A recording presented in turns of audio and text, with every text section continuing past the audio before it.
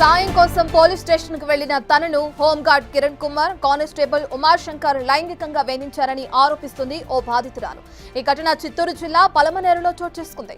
స్థానికంగా ఉన్న గంట ఊరుకు చెందిన బాధితురాలు కుటుంబ సమస్య విషయంలో 4 నెలల క్రితం పలమనేరు పిఎస్ లో ఫిర్యాదు చేసేందుకు వెళ్లింది. ఈ క్రమంలోనే ఆమెపై కన్నేసిన హోంగార్డ్ కిరణ్ కుమార్ బాధితురాలి ఫోన్ నంబర్ తీసుకుని వేధించడం మొదలుపెట్టాడు.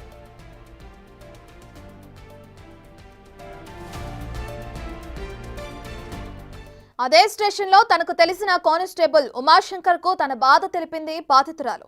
దీంతో అతడు సైతం ఆమెను వేధించడం మొదలుపెట్టాడు. దీంతో విసిగి వేసారిపోయిన తాను ఆత్మహత్యకు ప్రయత్నించానని చెప్తోంది. ఈ క్రమంలోనే తనపై ఉమాశంకర్ అఘాయిత్యం చేశాడని ఆరోపించింది బాధితురాలు.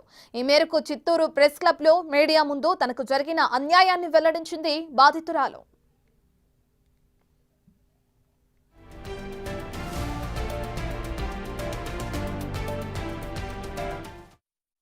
నేను ఒక కష్టంలో వచ్చాను, నన్ను హెల్ప్ చేయని కోరాను. ఒకడు బాధ పెడుతున్నారనేసి మీ దగ్గర సహాయానికి వచ్చాను. మీరు ఇలాగే మాట్లాడితే మీకు ఇట్లా న్యాయం కాదు సార్. నేను చాలా బాధల్లో ఉన్నాను, నేను చాలా తీరని కష్టాల్లో నేను ఉన్నాను. అలాంటినప్పుడు మీరు ఇట్లా మాట్లాడడం న్యాయం కాదు అని చెప్పినా కూడా తను 1కి 10 సార్లు ఇంటికాడికి వచ్చి వేధించేవాడు. ఒకరోజు వీళ్ళ వల్ల నేను నా భర్త గురించి బాధపడి నాకు ఇలా జరిగింది, వీళ్ళు కూడా ఇలా మోసం చేస్తున్నారు అనేసి బాధతో నేను సూసైడ్ చేసుకున్నాను అనేసి దేవరకొండ మీదకి వెళ్ళాను. నేను నా 3 బిడ్డలు వెళ్ళిన తర్వాత నేను సరే ఎట్లా అనేసి కొంచెంసేపు ఆలోచించిన తర్వాత మళ్ళీ మనసు మార్చుకొని సరే ఆయనకి దేవేంద్ర కాల్ చేద్దామని చేస్తే తను ఎత్తలేదు, స్విచ్ ఆఫ్ అయిపోయింది.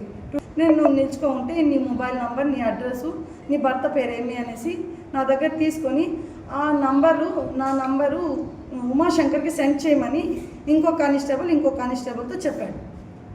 సరే అనేసి నేను సైలెంట్గా ఉంటే మళ్ళీ కొంతసేపు తర్వాత నేను సరే ఈయన కానిస్టేబుల్ కదా, మళ్ళీ నాకు సహాయపడతాడేమో, ఇప్పుడు నేను చావే పరిస్థితిలో ఉన్నాను, తను ఒక హెల్ప్ చేస్తాడేమో అనేసి తనకు ఒక మిస్ కాల్ ఇచ్చాను. ఒక మిస్ కాల్ ఇచ్చిన 15 నిమిషాలకి వేరే నెంబర్ నుంచి ఉమాశంకర్ కాల్ చేశాడు. కాల్ చేసిన తర్వాత నేను చెప్పవద్దునా అని. సరే నేను ఎక్కడున్నావు, నేను ఇట్లా ఉన్నాను, రాత్రి గొడవ జరిగింది కదా, నువ్వు కూడా ఉన్నావు కదా, ఇట్లా నేను చర్చడానికి ఇక్కడికి వచ్చేసాను, నేను మనస్బద్ధంగా బాధేసి నేను ఇక్కడికి వచ్చాను అంటే, వదినా నువ్వు ఏం చేసుకోవద్దు, నేను ఇప్పుడుదా డ్యూటీకి వెళ్ళాను, జాయిన్ అయ్యేసి నేను ప్రజెంట్ వేసుకొని నీ దగ్గరకు నేను వస్తాను, వెయిట్ చేయాడే అని చెప్పాను. సరే నేను వచ్చేది కాదు, మీ అన్నని దేవేంద్రాని తోడుకుని నువ్వు రావా, నేను తనతో మాట్లాడాలా అనుకుంటున్నాను అంటే, సరే నువ్వు ఆడే వెయిట్ చేయి, ఎవరెవరు ఉన్నారు అని. నేను నా 3 బిడ్డలు ఉన్నాము, దానికోసం వెయిట్ చేస్తాను సార్ అంటే, సరే నేను వస్తాను అనేసి తను కార్లో వచ్చాడు, వైట్ కలర్ కార్లో వచ్చాడు.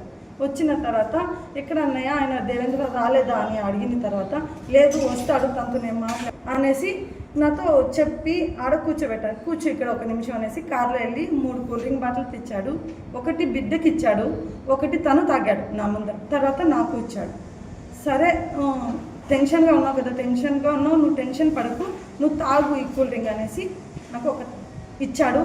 అది ఓపెన్ చేసి తనే ఇచ్చాడు, ఓపెన్ చేసి నువ్వు తాగు అని ఓపెన్ చేసిన తర్వాత నేనే తీసుకొని బాటిల్ తాగాను. తాగిన ఒక 2 నిమిషాలకే నాకు ఏమీ తోచలేదు, నా శక్తిని నేను కోల్పోయాను. ఆ పరిస్థితిలో నన్ను పైకి వెళ్ళి నన్ను ఈడ్చుకొని వెళ్ళాడు. నా పెద్ద బిడ్డ అడ్డం వస్తే తనకు ఒక చెంప దెబ్బ కొట్టి తనకి సైడ్లో పెట్టి నన్ను తోడుకొని వెళ్ళి ఆ చెట్ట దగ్గర నన్ను బలవంతం చేశాడు, నన్ను చేశాడు. కాళ్ళు పట్టుకున్నా, నువ్వు ఇలా చేయడం న్యాయం కాదు అని నేను వేడుకున్నా, నన్ను వదులుకున్నా, నన్ను ఇలా చేశాడు. చివరకు జిల్లా ఎస్పీకి ఇదే విషయాన్ని వివరించి న్యాయం చేయాలని కోరింది. దీంతో ఈ వ్యవహారంలో విచారణ జరిపించాలని సీఐని ఆదేశించారు ఎస్పీ. అయితే ఘటన జరిగింది తన పరిధి కాదని అటు బంగారుపాలెం సీఐని కలవాలని ఆయన సూచించారు. దీంతో బాధితురాలు బంగారుపాలెం సీఐని కలిసింది. అయితే పోలీసుల మీదే ఫిర్యాదు చేస్తామా అంటూ తనను అక్కడ బెదిరించారని చెప్తుంది బాధితురాలు. ఈ విషయంలో ఎస్పీ స్పందించి నిందితులపై కఠిన చర్యలు తీసుకుని తనకు న్యాయం చేయాలని వాపోతుంది బాధితురాలు. ఒక కానిస్టేబుల్ ఉమామహేశ్వర్ ఇంకో వ్యక్తి వల్ల తనకు అన్యాయం జరిగిందని, తన మీద మానభంగం జరిగిందని పోలీస్ స్టేషన్ వెళ్తే ఫిర్యాదు చేసి పట్టించుకోలేదని చెప్పేసి ఆమె ప్రెస్ మీట్లో చెప్పడం జరిగింది. ఒరిజినల్గా నిజానికి ఆమె ఇచ్చిన కంప్లైంట్ పేరుకు మార్నింగ్ ఎఫ్ఐఆర్ అయ్యింది. ఆమె పైన జరిగిన ఆమె ఇచ్చిన కంప్లైంట్ పేరుకు ఆమె వాతమూలకంగా ఇచ్చిన కంప్లైంట్ పేరుకు నిన్న మార్నింగ్ ఎఫ్ఐఆర్ అయిపోయింది. ఎఫ్ఐఆర్ అయిపోయిన తర్వాత ఆమె ఇంటికి వెళ్ళి ఆవిడ దగ్గర స్టేట్మెంట్ జరిగింది.